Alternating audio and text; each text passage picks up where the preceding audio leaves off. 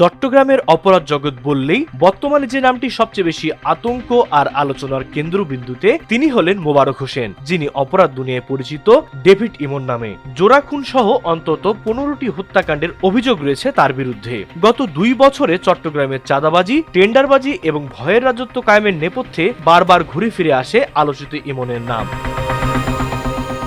পুলিশের তথ্য মতে বিদেশে পলাতক আরেক শীর্ষ সন্ত্রাসী সাজ্জাদ আলী ওরফে বড় সাজ্জাদের প্রধান সহযোগী এই ইমন। বড় সাজ্জাদের অপরাধ সিন্ডিকেটে প্রায় অর্ধশতাধিক সক্রিয় শুটার ও ক্যাডার রয়েছে। একের পর এক সহিংস ঘটনায় সরাসরি অংশ নিয়ে দ্রুতই বড় সাজ্জাদের আস্থাভাজন হয়ে ওঠেন এই ইমন। বর্তমানে নগরীর আন্ডারওয়ার্ল্ডের সবচেয়ে সক্রিয় অপারেশন ও পরিচালনাকারীদের একজন মনে করা হয় তাকে।